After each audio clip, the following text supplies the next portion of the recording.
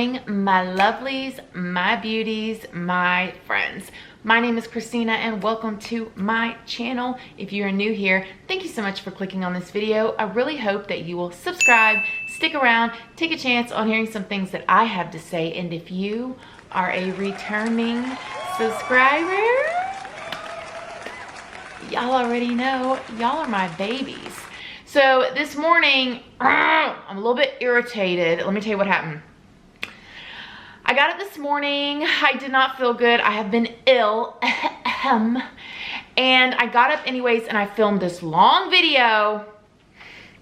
I went in the kitchen. I showed you guys how to make smoothies. I did all this stuff. I edited the video, which takes a minute. Got it all uploaded and then figured out that it was trash. So here I am with a new one. We're gonna be in a good spirits. Today I wanna tell you guys what it was like being in juvenile lockup facilities as a child, okay? I started getting locked up when I was about 12 years old. And then I never stopped until I hit 21 and I went to prison for 3 years. And then when I went to prison for 3 years, that was the last straw for me. I learned my lesson and I never went back. But in that time frame from 12 to 21, I was locked up. I literally cannot count the amount of times. I had no respect for myself, no respect for anybody else, no respect for authority, the law, or nothing. So yeah, I thought I would just kind of like tell you guys, like, not necessarily a story time, but just kind of like tell you what it was like, why I kept going back, what I loved about being locked up as a kid, what I hated about it, things that I experienced, and yeah, just a little bit of my story. So if you're interested in all that, just stick around. Okay, the first thing I want to say to y'all is please go ahead and just give this video a like. It is a free way. It don't cost you a penny, girl. A free way that you can help me out, and I would really appreciate it. Oh, and I said it already, but please subscribe. Okay, so I don't think that it is a big secret. I was a troubled child, okay? I had a lot of issues when, okay, I was born in 1984. Yay to the 80s babies. And back in the 80s, mental health wasn't talked about the way that it is now.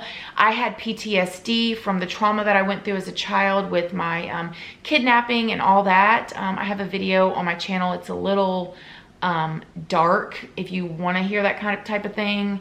Sometimes I want to take it off of here because I'm like, oh, I can't believe that I exposed all of those details. But yeah, if you want to hear about that, it's further down in my videos. But because I went through a lot of trauma as a child, I had a lot of issues. That's just it, you know, and they didn't talk about depression or PTSD or severe anxiety like they do now. Like now it's not taboo. Now we talk about it. I'm a huge advocate of mental health because I know I've struggled. I still struggle. And yeah, so I started getting in trouble. The first time that I got arrested was when I was 12 years old. And I'll never forget that I kept getting the cops called to me. She lived in like this trailer park, right? Like where all the kids run around barefooted and all the kids have head lice. Like that's the type of vibe that it is, right? It's full of children. Everybody's fighting each other all the time. I mean, it's nothing for you to get off of the bus and like there's a fist fight. You know how like you see these videos on social media nowadays and you like see these girls fighting? Honey, that was my everyday life back whenever I was a kid. Like that's all we did was fight. It was normal for us to fight. I do not recommend it. First of all, everything that I'm going to talk about in this video, I have worked hard to not be this person. It has taken me, and I still deal with the repercussions of things that I did when I was a child. I'm a convicted felon. There's certain jobs that I will never be able to have. So this is my voice to you right now saying, please don't do any of these things. Please don't. Please don't. But I am going to tell you my story. So I kept getting the cops called to me, and I was so unhappy. I remember like I never felt loved. I know it sounds so sad, but you know, I'm not trying to be like boo-hoo-hoo, I wasn't loved as a child. No, that's literally how it was. And as a child, that does affect you. It's just what it is. And the cops kept getting called to me, and like the cops would always threaten me that they were going to take me to jail. And I really tried them to the hardcore. I'm like, take me then, please take me. And so this one time, I can't remember what it was. I was so bad, like, oh my gosh, like I would like kick cabinets. I would bust windows out of cars. I was awful. awful. And I will never forget when I got into the juvenile facility, like, you walk in and you're in handcuffs, right? And they take you and they put you in this cell door. The cell door shuts and clanks just like you see on TV. It's got the bars when you're in juvenile facility, or that's the way it was back then.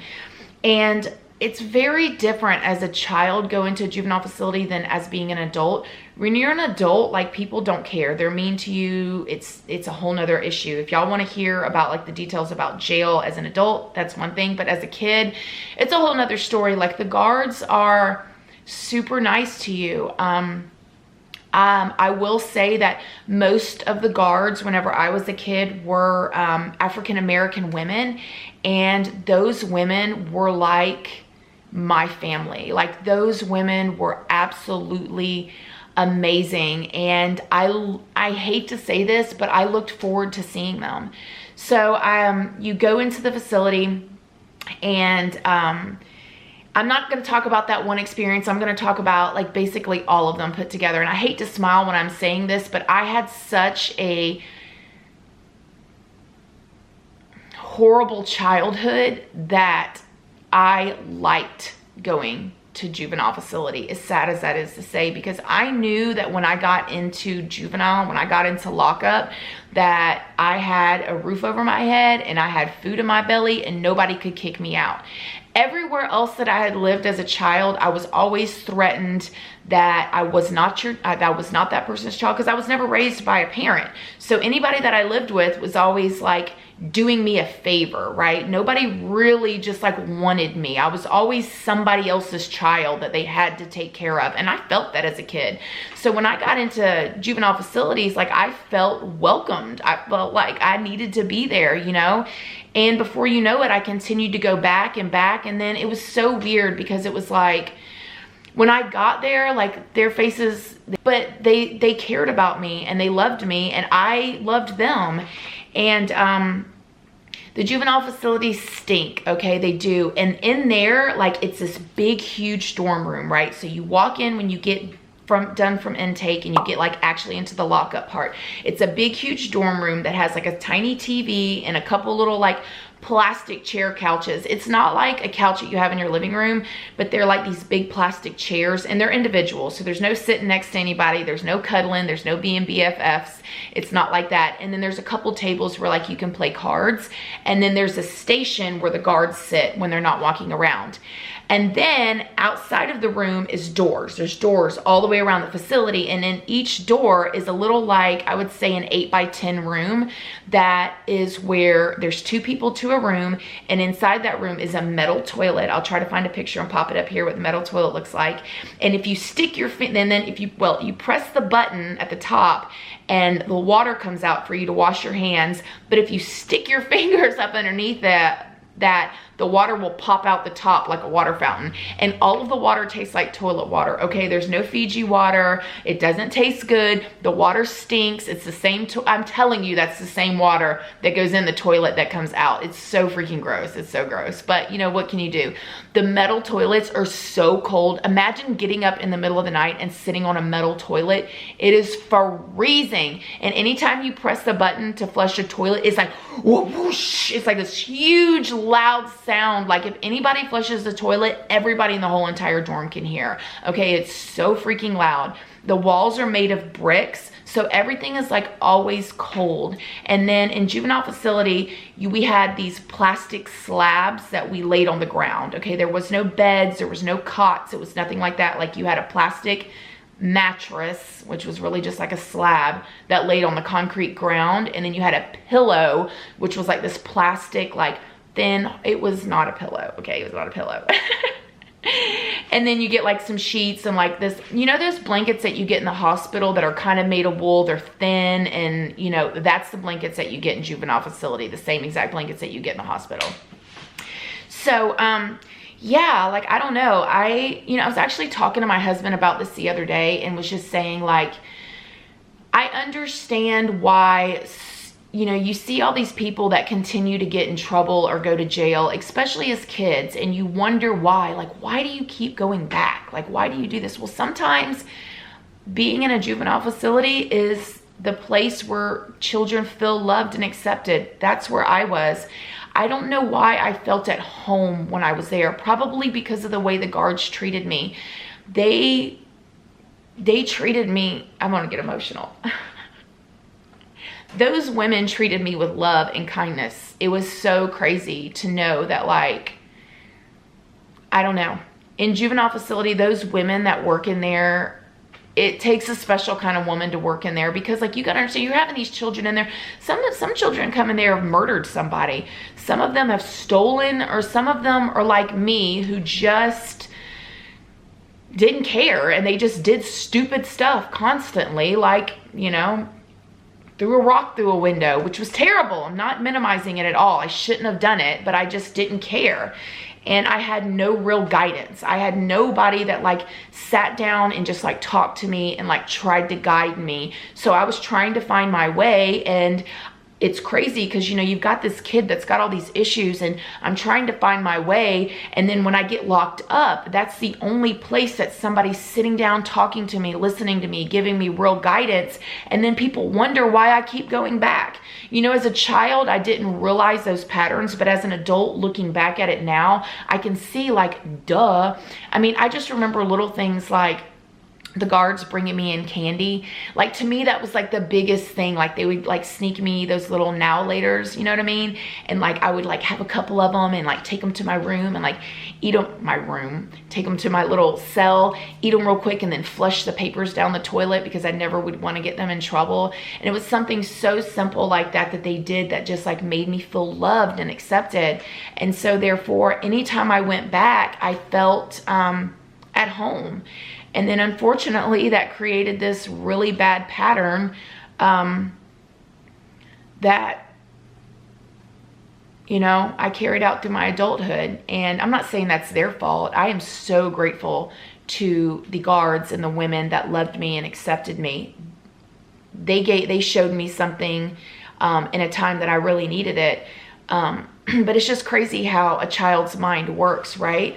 So I guess don't be so judgmental when you see people getting in trouble, or, like, if you see kids, you know, out in the streets. Like, no, I'm not saying that you should condone it or encourage it, but you never know what they're going through at home. You never do. And I think these guards, you know, maybe they knew what I had been through. Maybe they saw my folder. Maybe that's why they treated me that way.